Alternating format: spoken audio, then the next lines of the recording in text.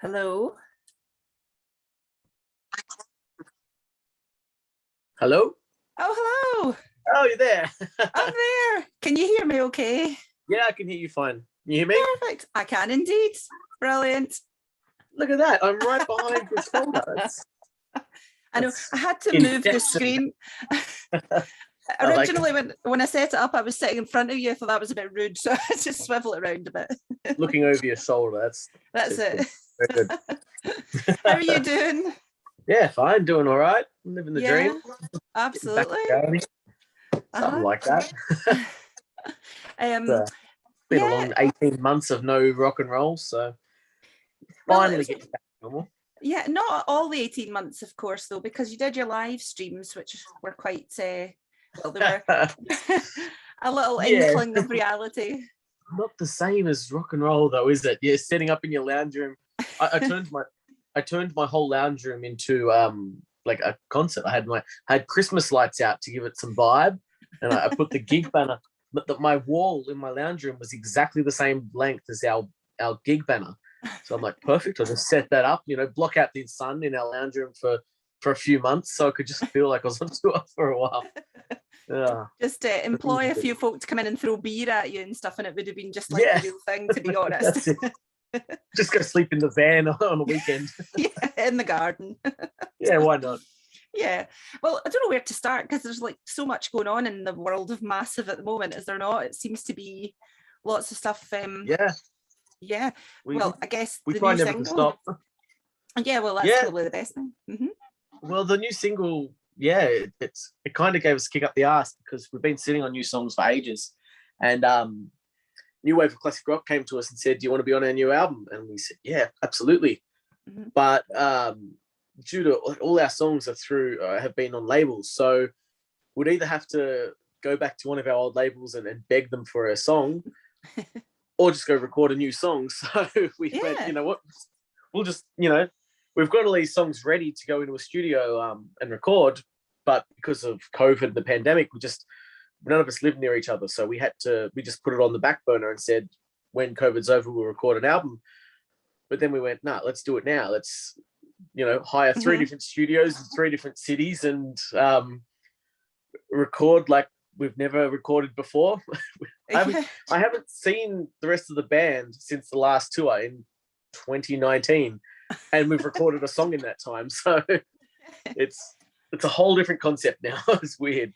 But don't you think that's about one of the only kind of good things that's come out of COVID, is that so many people have realised that you don't need to all be in the same room. Okay, it's probably nicer to all be in the same room, but, there are ways and means of doing stuff that we didn't think about before. I think it's made everyone realise they have to, you have to make do. Like, we would love to go back into a big studio and spend, 3 weeks and 20,000, euros on a big studio for, for no reason at all. But because of COVID and because, opportunities don't stop, we had to find other ways. So here we are. We've got a new single out. We've got another 2 songs recorded and another 15 songs sitting there in pre-production. So, we've got an album's worth of material. And we're going to, if COVID keeps going, we're going to record a full album in lockdown. It's going to be, not in lockdown, but separated. So it's a whole new world for us. And so we're learning as it goes. Yeah. Who writes? Is it you? Are you the sort of main writer? Yeah, mainly me. Ben Laguda, the guitarist, usually comes in with some riffs and whatever. But I always finish the song. So, if someone comes to me with a part, then that's cool. I'll put a song around it, or I'll try to incorporate it into an idea I've got.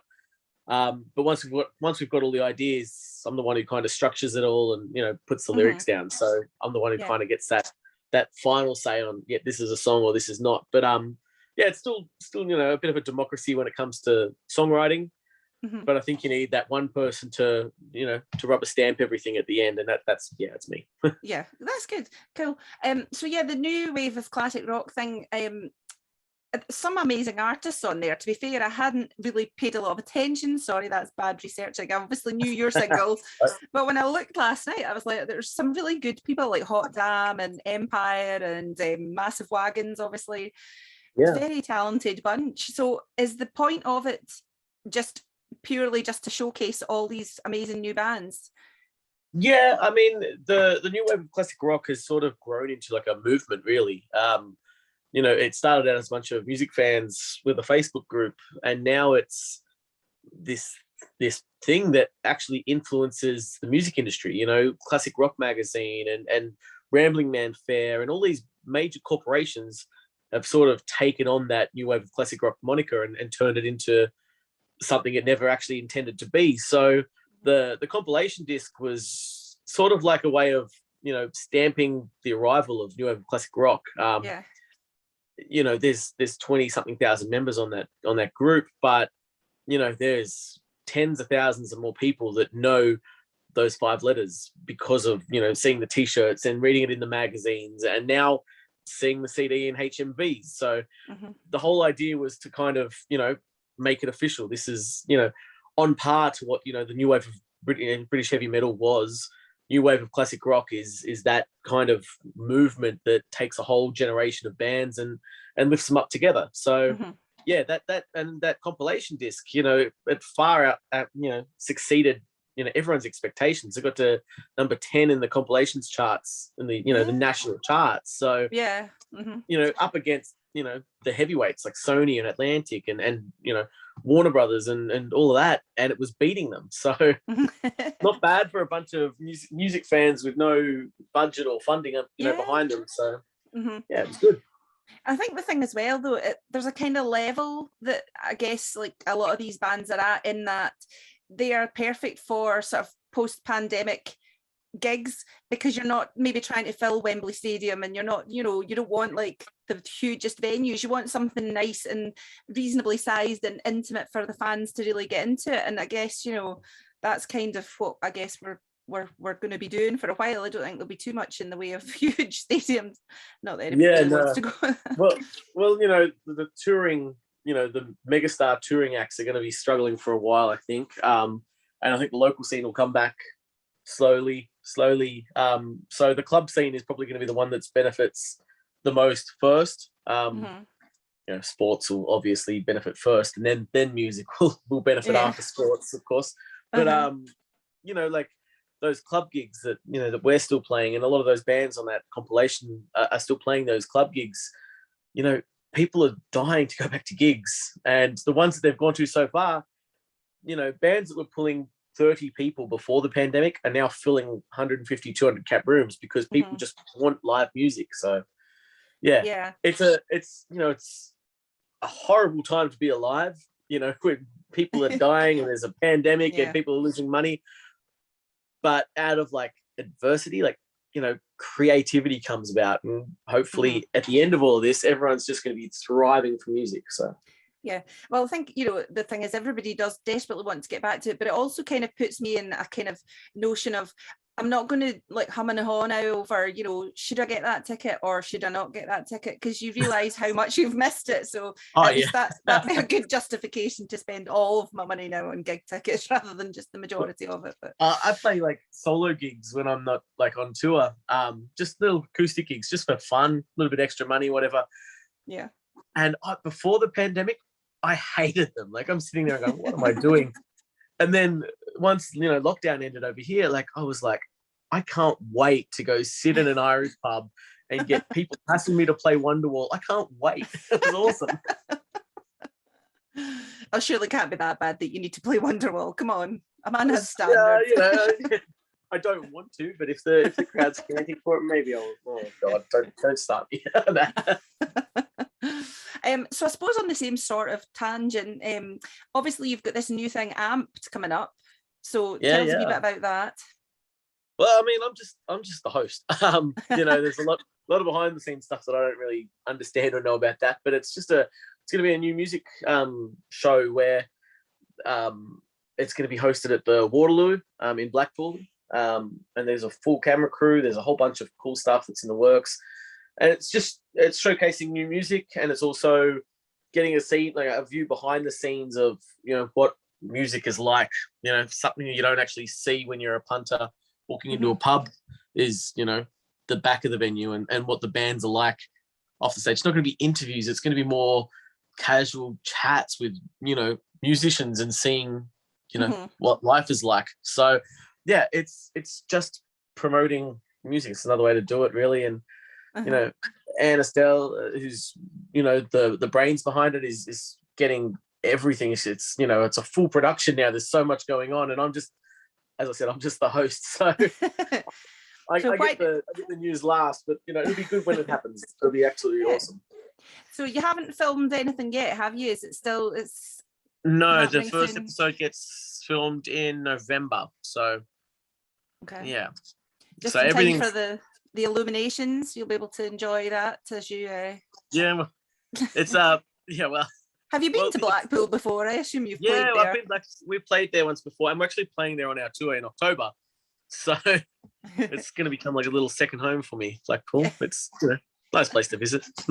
Absolutely, get a wee donkey ride or something, a stick of rock, and you'll be sorted. So, of course, talking of things that you've been doing over lockdown, well, I don't know, was the cookbook before lockdown, or was that part of the result of the result of the lockdown? Of a change of career. Everyone started sourdough. We made a whole cookbook. So what happened, right? We were scheduled to tour. Hey, look at that! Very good. We were scheduled to tour Australia in April 2020. We were one of the first bands that lost our touring rights. Yeah. So, and in that time, we had 2 weeks of recording time penciled in, and we had an album back then ready to record, and everything went to crap. I'm in Germany. The drummer's in Newcastle. The other boys are in Melbourne. So we don't get to hang out together unless we're on tour. So we always book our recording time or video clip time around touring. Mm-hmm. And when that got cancelled, we're like, okay, we're not going to be able to record this album.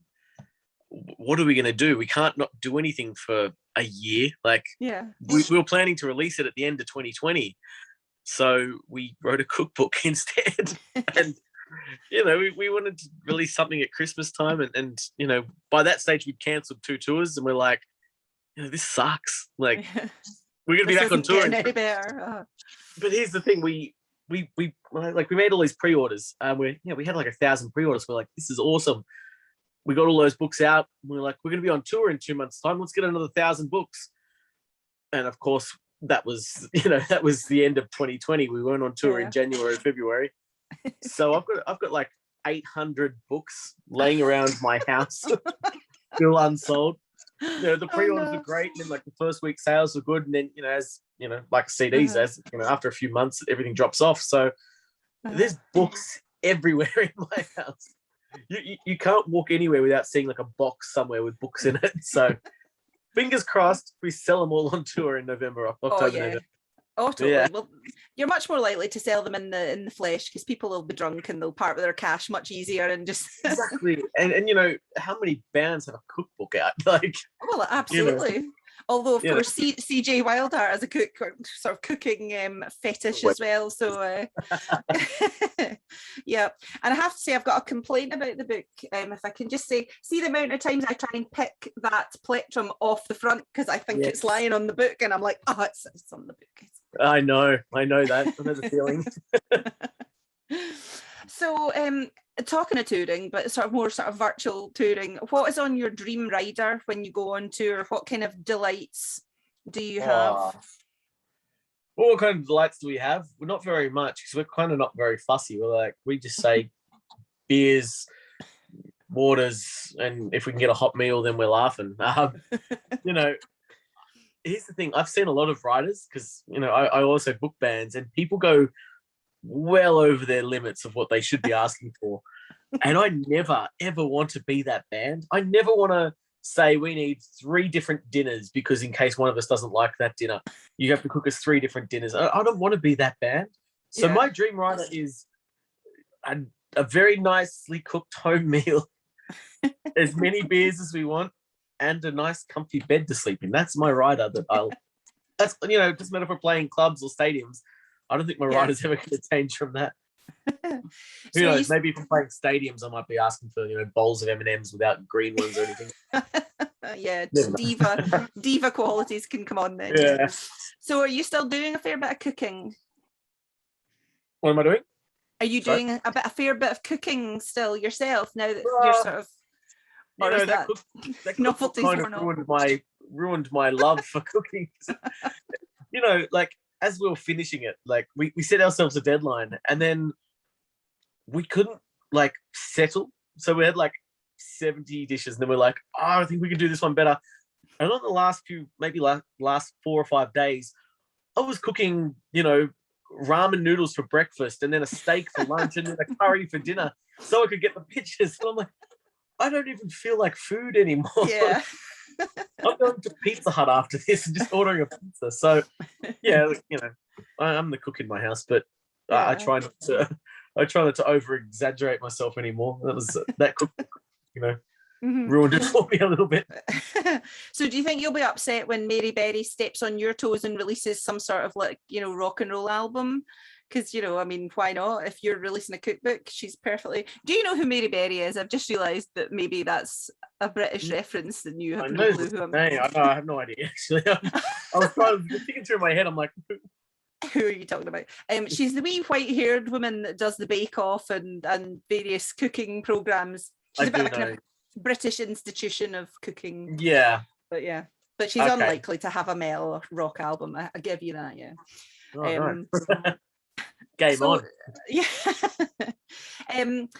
When the tour starts then, so is it October, November, isn't it? Yeah, October 14th, I think is the first date. So yeah, because Glasgow must be quite early on then, isn't it? I'm trying to see. I've pinned a little note up here with the date. So the first few shows were with the Choir Boys. Uh-huh. And we kind of had to pencil out because our tour dates were like postponed. We had to get the Choir Boys dates first and then kind of pencil our dates around it to make it some sort of, you know, some sort of natural progressions. So we're not driving from Glasgow to, you know, Southampton and back again. So it's sort of everywhere. We're starting in Glasgow, we're going up and then coming down and going back up again. But, you know, it is what it is. Absolutely, but it'll be great. It'll be so good. And of course, everybody always says that Scottish gigs and Glasgow gigs are the best, which I don't know whether they're just saying that or not, but we are pretty good. We like Glasgow. Look, Glasgow and Edinburgh are probably the two rowdiest crowds. Glasgow probably have it a bit more rowdy, if I'm being honest. And, you know, I don't think people from the south even that haven't been up north know how crazy rock fans are up there. So yeah, we like going up there. We like, you know, making it a party. Absolutely. Yeah.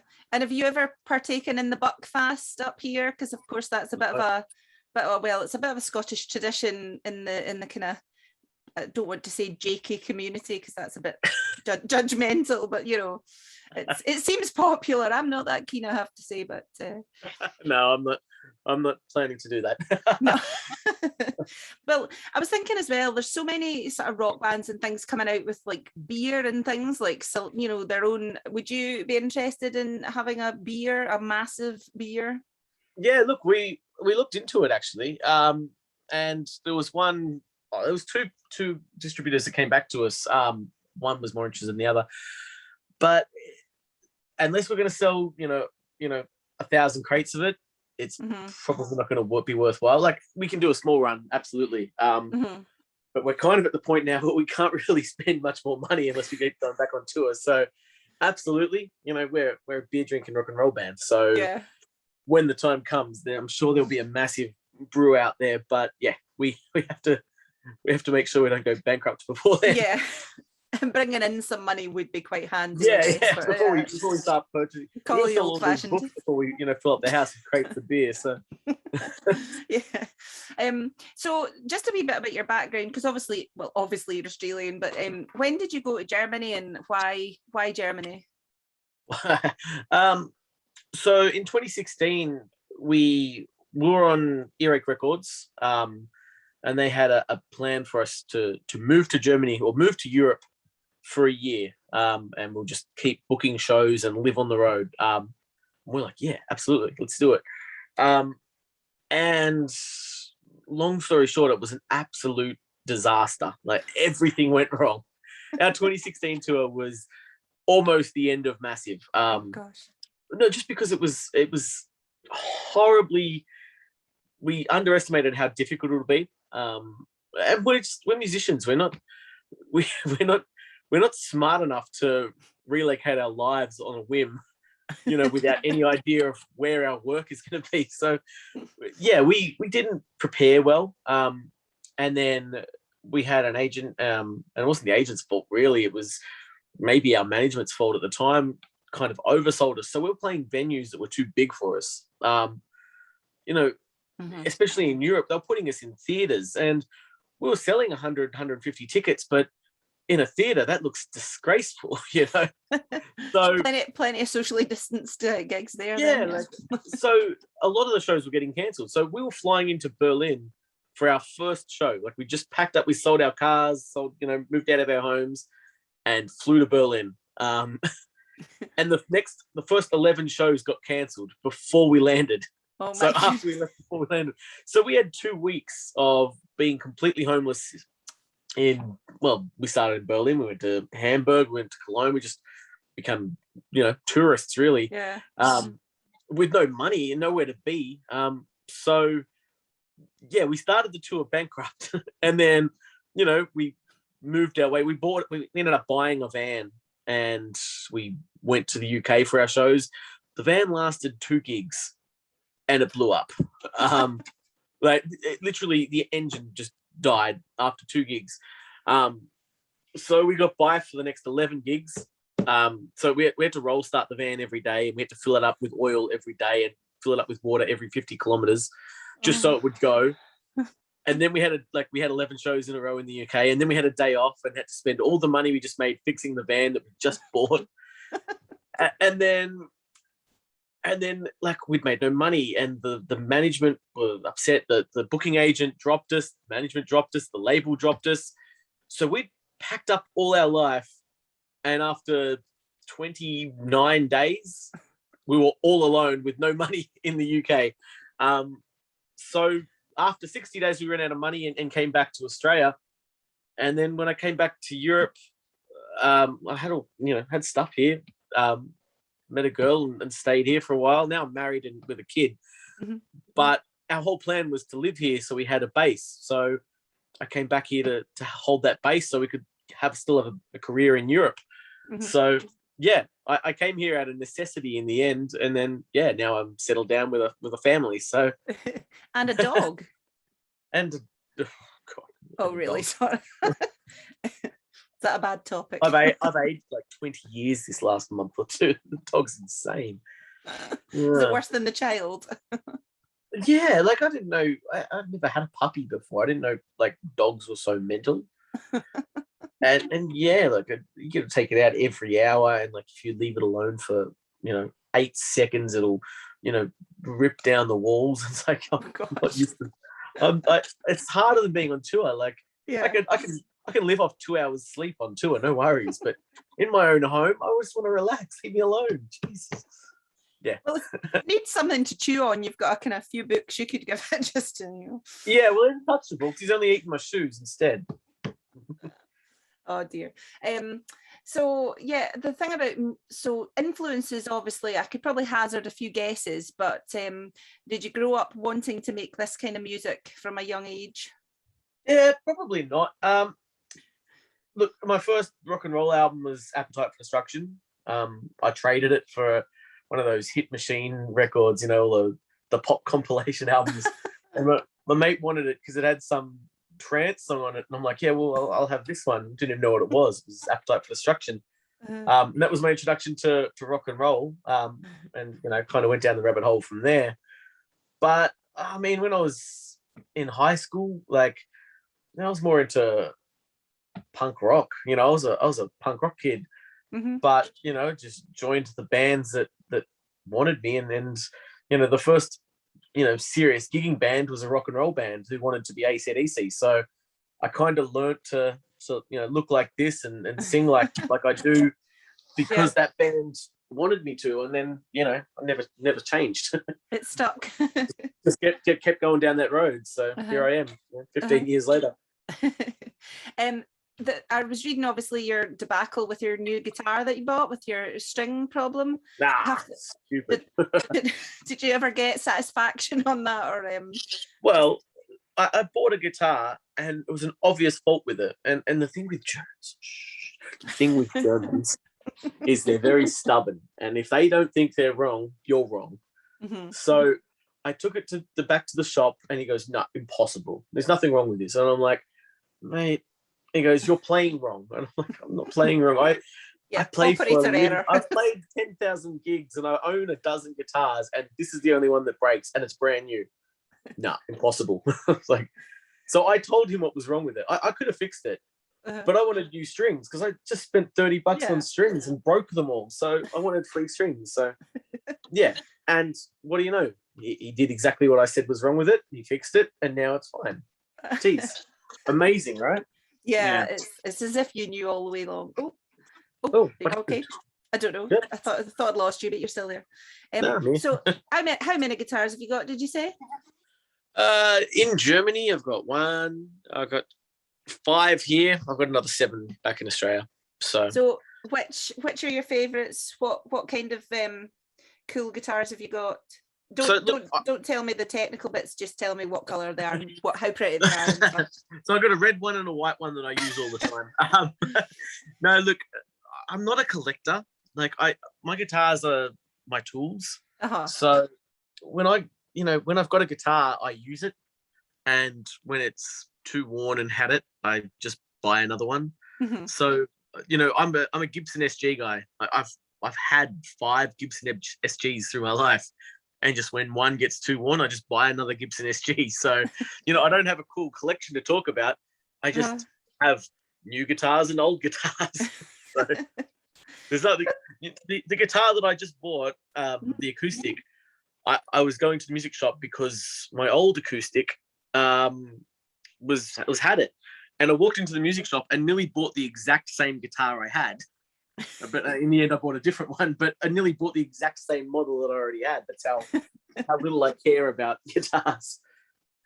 I'm a bit of a girl. I buy guitars because I like them. They're a nice colour and they're pretty, but they're all kind of different, and people don't appreciate why you might have more than one guitar. If they don't play guitar, they don't realise that they're not all the same. They're not all exactly the same. But no, look, and the thing is for us is like, because we're playing rock and roll, it's very simple. I don't need a lot of guitars. Because I don't even have a pedal board. I play guitar into tuner into my amp. So if I was playing more bluesy stuff, or if I was playing more, any other genre of music, I'd need a Strat. I'd need a Telly here, but I don't. So I've pretty much just gone, this sounds like the music I want to play. This is the guitar I'll have. And when this one's old, I'll have 2 of them just in case one gets, just in case I break the string. Mm-hmm. So one day when I've got $1 million, I'll go out and buy a Les Paul Black Beauty and only play it in my bedroom and whatever. But yeah, I'm probably scared to pick it up and play it. In fact, because I'm not a very nice person to my guitars. I bash them around a bit. So, is there anybody that you would sort of like want to work with in life? Is there anybody that you think you would like to collaborate with? Musicians? No. Anybody. Anyone that will pay you to do so. Look, you gotta go aim high and go for your idols and stuff. So like, Slash is the riff master of rock and roll. So I'd love to sing over one of his riffs and stuff like that. Yeah. I've never really thought about it really. Like, I have no idea actually.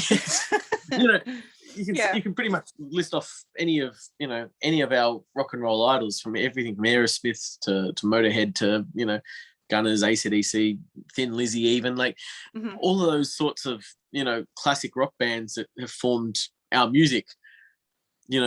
Just working on something that they've influenced would be awesome, but it doesn't really matter. I'm happy playing rock and roll, whoever writes it. Well, I think I've pretty much exhausted my questions because we've covered quite a lot of the topics I thought we would. Yeah. Is there anything you would like to say to your fans? No, just you know, make sure you listen to our new track, watch our video clip. Took us a very long time to make that video clip, so It was very cool though. yeah. Well, that's another COVID project, because you know we couldn't get together and make a video clip, so we drew a video clip. So there we go.